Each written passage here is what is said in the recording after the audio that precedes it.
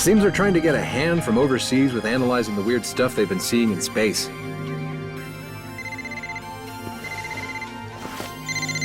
Crap. Speaking of the math nerd, looks like Ock wants to chat all of a sudden. Can I just ignore it? Nah.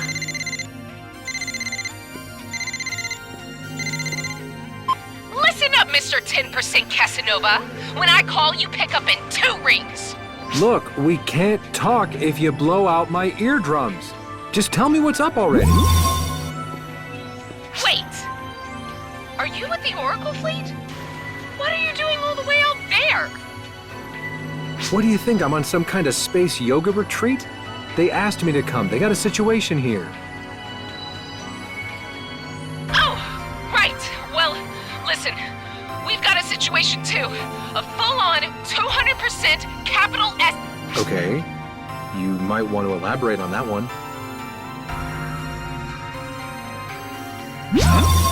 You two couldn't communicate your way out of a paper bag. Perhaps I should explain. You're here too, Gramps. Guess shit must have gotten pretty real after all. Excuse you, 10% Playboy. How come you start taking it seriously when he says it? That'll do now, Oak. Ox folks, if you'd be so kind as to lend me your ears. A black hole suddenly sprung up a little too close to our solar system for comfort. Now, it's far enough away that we don't seem to have an immediate problem on our hands. But a supernova could form with no warning. Plus, according to our scientists, it's getting really huge, really fast. This is definitely not normal. So what's gonna happen if it keeps up this growth spurt? What do you think happens with black holes? It'll gobble up everything. That's definitely curtains for Earth, let alone the entire galaxy. Oak and I are working to drum up a little support with the investigation from a few countries' governments. So, young Mr. Yasaka, you let us know right away if you learn anything valuable from Arx.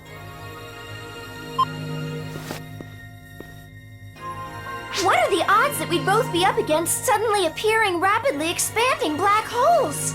I guess if the Akashic records hold memories of the entire universe, it makes sense that they'd affect different dimensions in the same way.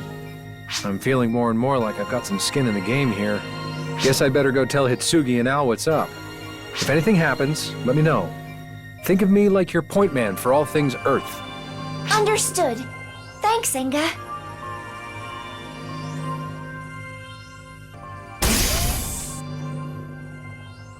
Ah, perfect timing.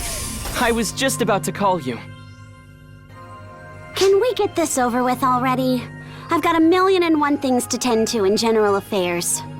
What's so important that you need both Guardians in here anyway? Well, making a plan to save the world, essentially. Isn't that right? Quick question first, Sarah. Can you tell me how many people are in this room? Huh? Well, the 2 Guardians, you and Sierra makes 4. What, is Kuna hiding out in here somewhere?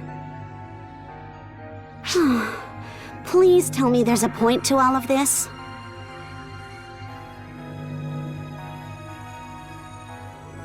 I guess not. Just wanted to see your smiling face. What? Oh, Sarah. Glad to see you're still your adorable little self. Don't be gross. And if you want to hide something, try to change the subject a little less blatantly. Well, it's just that... Oh, it's fine. I guess you're just not ready to tell me yet. But I hope it happens sometime soon. Level-headed as always, Sarah. You can tell we must be linked. I'll take the compliment, but you can keep the comparison, thanks. But really, if you get these 2 in over their heads, you'll answer to me. You 2 had better not shirk on those regular medical checkups. Philia's pretty steamed you haven't been showing up. Right. Sorry. Tell it to Philia, not me. See you around.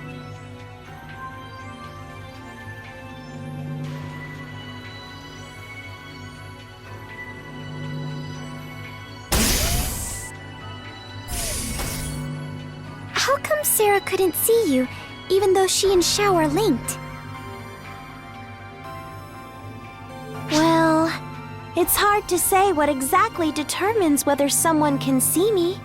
Xiao and Sierra can see me because they're basically derived straight from Xion. And so can the two of you. But I guess just being linked to Xiao wasn't enough to let Sarah see you.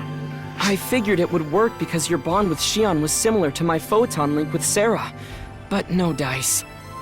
I guess you have some kind of stronger link than that. Some element of Xion must still be alive inside the two of you. That must be the reason why you can see Alma. Well, here's how I choose to look at it. Thanks to your connections to Xion, I get to talk with all four of you, right? We can worry about the ins and outs of it later. For now, I'm just grateful. I'd be much lonelier without the four of you to talk to.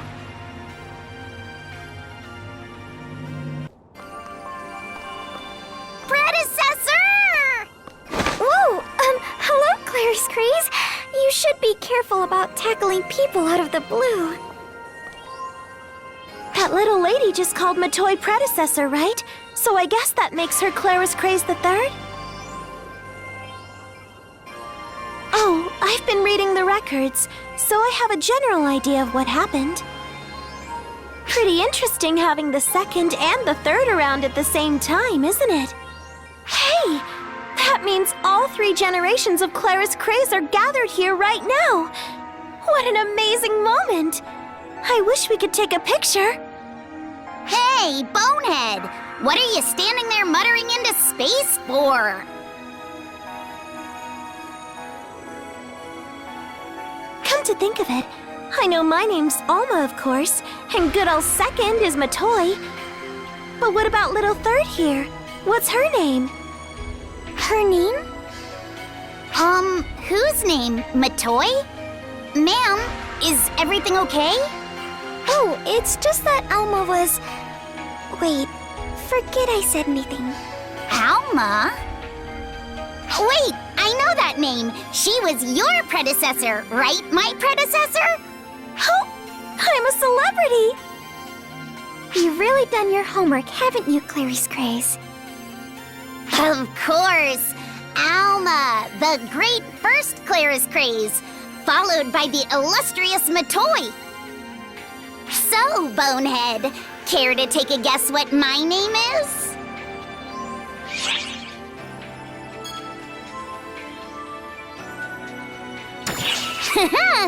Of course you don't. It's highly classified after all.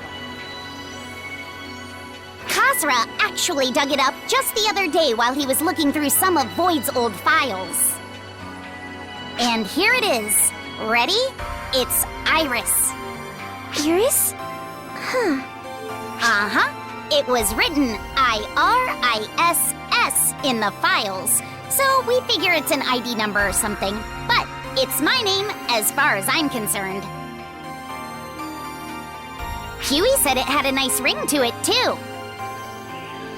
So whenever I end up passing on the title of Klariskrays, the two of you can just call me Iris. Not that I plan on doing that anytime soon, of course. I take great pride in having inherited a title that belonged to two fantastically inspiring warriors. Really? She's a very strong one, isn't she? I have a feeling she's going to do the Klariskrays name proud.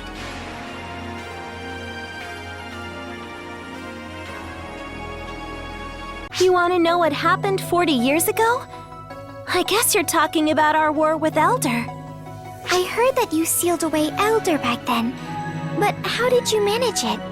I can try to explain it, but gosh, it's a real brain buster. Should I do it anyway? It's okay. I bet I can figure it out. Well, for starters, I had to squeeze the photons onto Various really tight, like shoom! That's how I formed the wall. The wall? Then I got everyone to pitch in and lure Elder inside of the wall while we fought. Next, I gave the photons inside the wall a nice squeeze to squish them into place and locked it with multiple seals from the outside. You squeezed and squished? But you know what? Now that I think about it, using Clarissa as the key might have been a mistake. Oh, but if I used my body or something as the key, Luther probably would have unlocked them all. So yeah, kind of a no-go. Well, what's done is done, I guess. So no point in overthinking it. Wow, sorry. I really went off track there. Did that make any sense? I'm sorry. I didn't get it at all. Didn't think so. Cassie was an expert at analyzing my ramblings, but even he was stumped by that one. But something tells me that's not what you wanted to ask about. Is it, Matoy? Don't hesitate to ask if there's something you'd like to know. If it's something I'd rather not answer, then I won't. Well, I was wondering about the promise you made with Regius 40 years ago. A 40-year-old promise? With Reggie? Oh! I wonder what it could have been. You're really not a very good liar. I can't talk about it. Or I don't want to talk about it. Maybe a little of both? Don't you feel like telling someone else about a promise means it won't come true? Why would I dunk my chances like that? I mean, this is a promise that Reggie and Mary are still working hard to keep. It's not really super clear-cut, more of a vague agreement. Still not comfortable sharing it, though. Sorry, you two, but having a few secrets adds to a floating photon girl's sense of intrigue, you know.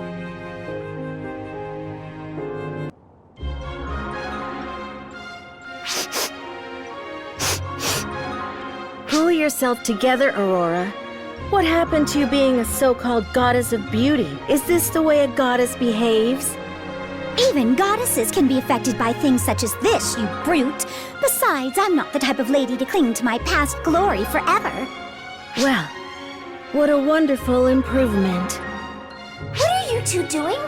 Something seems weird here, for lack of a better word. Our ex-goddess here seems to have smelled something strange, hence this pretending to be a bloodhound. Any idea what it could be? Oh no! I'm sure neither of us has any idea. Aha! I was right! Something about you smells extremely fishy indeed. Are you sure? I don't detect any emissions from them that would give off any strange odors. Might want to do a proper checkup then. I guarantee that something's amiss. My woman's intuition is spot on. Oh, so this is just some intuition thing. Can you describe the feeling at all? It was familiar, but in a scary way? I guess goddesses have really sharp noses. Give it a rest, Euclita. I'm just calling it like I sensed it. Well, if you just sensed this, then what did you need to go sniffing around making a fool out of yourself for?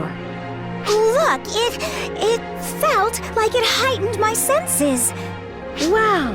Aren't we blessed to have Odora, goddess of bouquet, gracing our ship with her presence? All right, Euclita, now you've crossed the line. Also, that wasn't funny and no one laughed.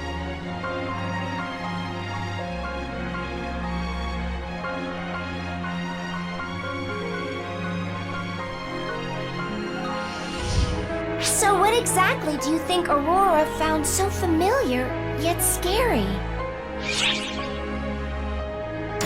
That could definitely be it. But we also can't rule out the possibility that it's related to the Dark Falls. I guess Aurora herself is a being of photons too. I'm sure she has some connection to that other world.